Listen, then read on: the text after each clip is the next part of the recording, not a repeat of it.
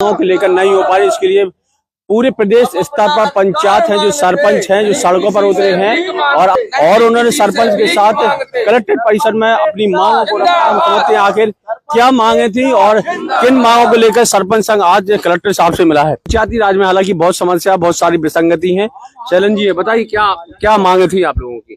आज हम लोगों की मुख्यतः मांगे पंचायती राज अधिनियम से संबंधित और मनरेगा से संबंधित थी।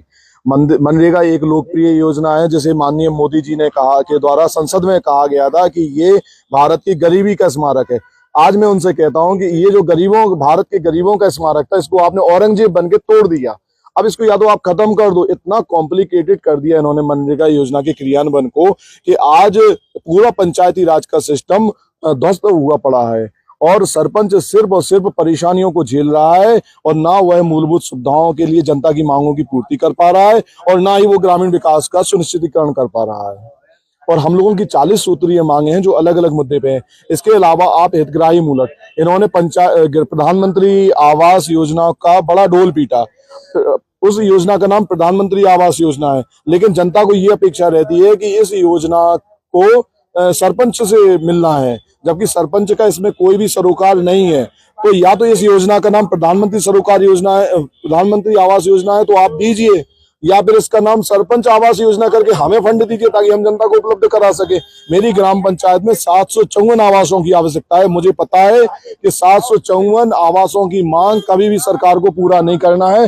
वो सांकेतिक तौर पर चुनाव के समय कुछ 10-20 आवास देंगे, उससे मांग पूर्ति नहीं हो रही है जिस तरह से इन्होंने प्रचार प्रसार किया है।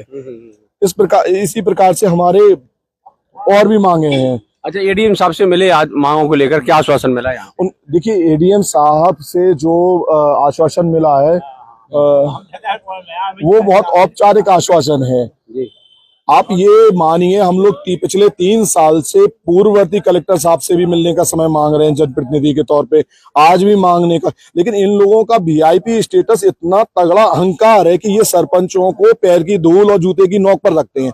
मिलने का समय आज तक किसी भी कलेक्टर ने सरपंच संघ को नहीं दिया। इससे बड़ा दुर्भाग्यपूर्ण, मतलब आप ग्रामीण जनता जो 60% 70% जनता भारत के गरीबों में, भारत के ग्रामीण क्षेत्रों में निवास करती है, जो ग्रामीण क्षेत्र भारत की आत्मा माना जाता है, आप उससे मिलन, उसकी आवाज को सुनना पसंद नहीं करते, आप मिलते नहीं हो।